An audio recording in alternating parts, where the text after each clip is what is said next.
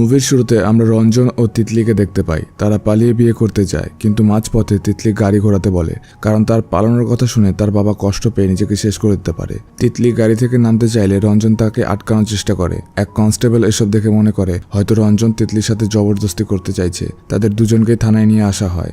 Officer তাদেরকে জিজ্ঞেস করে তারা কি চায়। তিতলি বলে সে বিয়ে করতে চায়। অফিসার দুই পরিবারকে থানায় ডাকে, কিন্তু দুই পরিবার সেখানে এসে ঝামেলা করতে থাকে। অফিসার বলে তারা আবার পালিয়ে যাওয়ার আগে তাদের বিয়ে দিয়ে দিতে, কিন্তু তিতলির বাবা বিয়ে দিতে রাজি হয় না, কারণ রঞ্জনের কোনো চাকরি নেই। তিতলি বাবার কাছে একটু সময় চায়। তার বাবা রঞ্জনকে 1 মাস সময় দেয়। 1 মাসের মধ্যে রঞ্জনকে সরকারি চাকরির ব্যবস্থা করতে হবে। তিতলি বাবার কাছে 2 মাস সময় চায়, কিন্তু রঞ্জন 2 বছর সময় চাইছিল। তিতলির বাবা 2 মাস সময় দেয়। এর মধ্যে সরকারি চাকরির ব্যবস্থা না করতে পারলে তিতলির বিয়ে সে অন্য কোথাও দিয়ে দেবে। রঞ্জন আর তার পরিবার একসাথে বসে চিন্তা করে কিভাবে তারা সরকারি চাকরির ব্যবস্থা করবে। রঞ্জনের বোন কেরি শুনতে পেয়ে বলে সে একজনকে চেনে যে রঞ্জনকে চাকরি পাইয়ে দিতে পারবে। পরের দিন কেরি তার বয়ফ্রেন্ড সুশীলের সাথে রঞ্জনকে দেখা করিয়ে দেয়। সুশীল তাদেরকে দাস নামের এক লোকের কাছে নিয়ে যায়। দাস বলে সে যেসব পরীক্ষার ফর্ম ফিল আপ করেছিল তার মধ্যে একমাত্র সেচ বিভাগের রেজাল্ট সামনে বেরোবে। 15 জনের নাম শর্টলিস্ট করা হয়েছে। সেখান থেকে একজনের নাম সরিয়ে রঞ্জনের নাম তোলা হবে, কিন্তু তার জন্য 6 লাখ টাকা খরচ করতে হবে আর 2 লাখ টাকা অ্যাডভান্স দিতে হবে। কিন্তু রঞ্জনের কাছে অত টাকা নেই। দাস তাকে বুদ্ধি দেয় তাহলে 600 টাকা মাইনে দিয়ে কোচিংয়ে ভর্তি হয়ে যাও। 4-5 বছরে পিয়নের চাকরি পেয়েই যাবে। কিন্তু রঞ্জনের হাতে অত সময় নেই আর সে পিয়ন হতে চায়ও না। তিতলিকে টাকার কথা বললে তিতলি বলে 6 লাখ টাকা তো তার বাবা তাকে পণই দেবে। রঞ্জন বলে সে কোনো পণ নেবে না। তা যদি তিতলির বাবা তিতলিকে ভালোবেসে কিছু দিতে চায় তাহলে সেটা আলাদা ব্যাপার, কিন্তু এখন 2 লাখ টাকার ব্যবস্থা করতে হবে। পরের দিন তিতলি রঞ্জনকে নিয়ে সোনার দোকানে যায়। তিতলি তার মায়ের গয়না বন্ধক রেখে টাকার ব্যবস্থা করে, কিন্তু দোকানদার তাকে চিনতে পারে, কারণ গত মাসেই তার মা এই দোকান থেকে গয়না বানিয়েছিল। গয়না বন্ধক রাখছে দেখে তিতলিকে সে জিজ্ঞেস করে বাড়ির সব ঠিক আছে কিনা। তিতলি কোনোভাবে বুঝিয়ে টাকার ব্যবস্থা করে। একদিন সকালে রঞ্জন জানতে পারে দাস তার টাকা নিয়ে পালিয়ে গেছে। তাকে কোথাও পাওয়া যাচ্ছে না। এক মিষ্টির দোকানে বসে তারা ভাবে এরপরে কি করবে। দোকানদার তাদের মিষ্টি খাওয়ায়। কারণ জিজ্ঞেস করলে বলে মহাদেবের কাছে তারা মানত করেছিল যদি তাদের নাতি হয় তাহলে সে তার মাথা ন্যাড়া করবে। রঞ্জনকেও মহাদেবের কাছে মানত করার পরামর্শ দেওয়া হয়, কিন্তু রঞ্জন বুঝতে পারে না সে কি মানত করবে। পুরোহিত মশাইয়ের কাছে এই বিষয়ে জানতে চাইলে পুরোহিত মশাই বলে তোমার কাছে এমন কি আছে যা ভগবানের কাছে নেই। শুদ্ধ মনে ভগবানকে বলো তোমার মনস্কামনা পূর্ণ হলে তুমি কাউকে সাহায্য করবে। রঞ্জন মন খারাপ করে ঘরে বসে থাকে। হঠাৎ তার ফোনে দাসের কল আসে। দাস বলে তার কাজ করতে সে লখনৌ গিয়েছিল, তার চাকরি ফাইনাল হয়ে গেছে। খুশিতে সে নাচতে থাকে, কিন্তু তিতলিকে দেখতে ছেলেপক্ষ আসে। তিতলির দিদি ফোন ধরলে রঞ্জন তাকে চাকরির খবর দেয়। তিতলি জানতে পেরে খুশিতে নাচতে থাকে। ছেলেপক্ষকে বলে যদি তারা বিয়ে না ভাঙে তাহলে সে তাদের জীবন নরক করে দেবে। একটু পরে রঞ্জন আর তার পরিবার মিষ্টি নিয়ে তিতলির বাড়ি আসে। পুরোহিত মশাই বলে এই মাসের 30 তারিখে শুভলগ্ন আছে, সেদিনই বিয়ের তারিখ ধার্য করা হয়।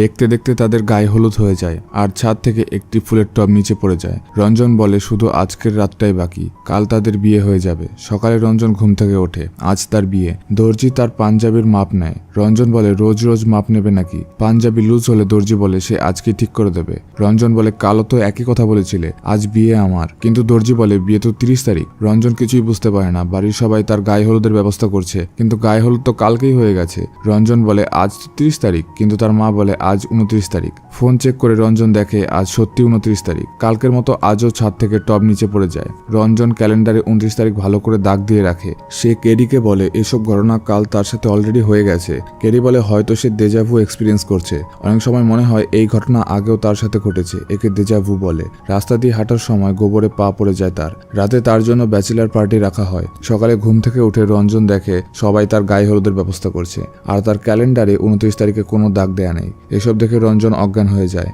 জ্ঞান ফিরলে সে সবাইকে জিজ্ঞেস করে আজ তারিখ কত। সবাই বলে আজ 29 তারিখ। রঞ্জন সবাইকে বলে একটু পরেই ওপর থেকে ফুলের টপ পড়বে, আর সত্যি সত্যি কিছুক্ষণ পরে ফুলের টপ পড়ে যায়। রঞ্জনের বাবা তাকে ডাক্তারের কাছে নিয়ে যায়। ডাক্তারকে বলে 2 দিন ধরে সে 29 তারিখেই আটকে আছে। রঞ্জন বুঝতে পারে না তার সাথে কি হচ্ছে। বাইরে বেরিয়ে রঞ্জন সেই মিষ্টির দোকানদারকে দেখতে পায়। দোকানদারের নাতি হয়েছে বলে সে ন্যাড়া হয়েছে। তখন রঞ্জনের মনে পড়ে সে তো মানত করেছিল সরকারি চাকরি পেলে সে কারোর জন্য ভালো কিছু করবে, কিন্তু সে তার কথা রাখেনি। হয়তো ভগবান এতে রাগ করে তাকে 29 তারিখেই আটকে রেখেছে। রঞ্জন তার ভুল বুঝতে পারে। সে তিতলিকে সবটা বলে, কিন্তু কার ভালো করবে?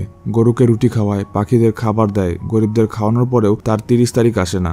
মাথা ন্যাড়া করে দেয়, কিন্তু পরের দিন ঘুম থেকে উঠে মাথা ভর্তি চুল দেখতে পায়। রঞ্জনের মাথা খারাপ হতে থাকে। সবার সাথে সে রেগে রেগে কথা বলে। রাতে ঘুরতে ঘুরতে সে ঠাকুর মশাইকে দেখতে পেয়ে বলে ভালো কাজ তো করবে বলেছে, কিন্তু সব করছে, তারপরেও সে 29 তারিখে আটকে আছে। তার মানত পূর্ণ হচ্ছেই না।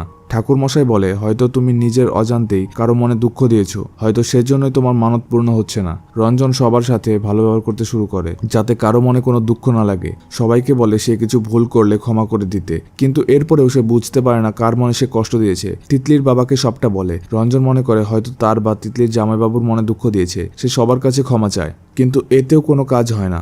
একদিন সকালে উঠে মদ খেয়ে সে জলে ঝাঁপ দিয়ে যায়। হঠাৎ তার পাশে একটি ছেলে এসে জলে ঝাঁপ দেয়। তাকে বাঁচাতে রঞ্জনও জলে ঝাঁপ দেয়। দুজনই প্রাণে বেঁচে যায়। জল থেকে উঠে রঞ্জন তাকে এক চায়ের দোকানে নিয়ে যায়, তার সমস্যার কথা জিজ্ঞেস করে। ছেলেটি বলে তার বাবা মা গ্রামে থাকে, সে সরকারি চাকরির জন্য 7 বছর ধরে এখানে আছে, কিন্তু তার চাকরি হচ্ছে না। রঞ্জন ভাবে যদি এর চাকরির ব্যবস্থা করে দেওয়া যায় তাহলে তার পুণ্য হবে। রঞ্জন ছেলেটিকে নিয়ে যায় দাসের কাছে। ছেলেটি বলে তার টাকা দিয়ে চাকরি চায় না। দাস তার নাম জানতে পেয়ে তাকে একটু বাইরে যেতে বলে। ছেলেটি বাইরে গেলে রঞ্জনকে বলে, তুমি যদি এর ভালো করতে চাও তাহলে নিজের চাকরি ছেড়ে দাও, কারণ এই সেই 15 নম্বর ক্যান্ডিডেট যার নাম কেটে তোমার চাকরির ব্যবস্থা করা হয়েছে। এবার রঞ্জন বুঝতে পারে তার ভুল কোথায় হয়েছে।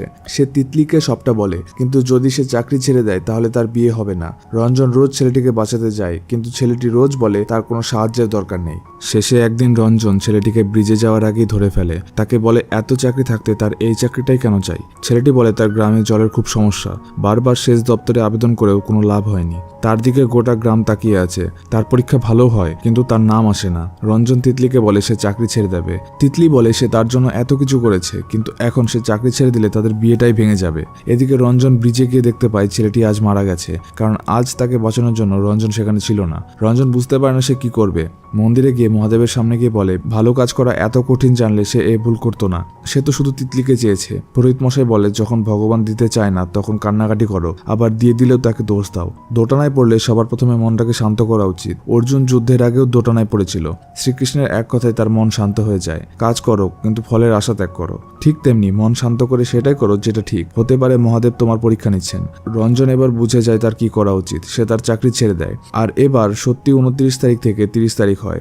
আজ তার বিয়ে। রঞ্জন তার বাবাকে সত্যিটা বলতে চায়, কিন্তু তার বন্ধুরা তাকে চেপে যেতে বলে, নইলে তিতলির জীবনটা নষ্ট হয়ে যাবে। কিন্তু রঞ্জন সবাইকে বলে সে মিথ্যে বলে বিয়ে করতে পারবে না। তিতলি তার কথা শুনে জিজ্ঞেস করে সে কি আদৌ তাকে বিয়ে করতে চায় কি চায় না। এভাবে ড্রামা করার কি দরকার ছিল। সবাই তাকে বলে এভাবে নিজের জীবন নষ্ট করে অন্যের ভালো করার কি দরকার। এ সময় দাস সেখানে আসে। সবাইকে বলে রঞ্জনের মতো আর গাধা আছে, নইলে এভাবে নিজের চাকরি ছেড়ে অন্য কাউকে দিয়ে দেয়। এরকম তো কত মানুষ মারা যায়, তাই বলে কি কেউ নিজের খুশি নষ্ট করে। তার কথায় সবাই বুঝতে পারে দাস সার্কাস্টিক হয়ে কথাগুলো বলছে।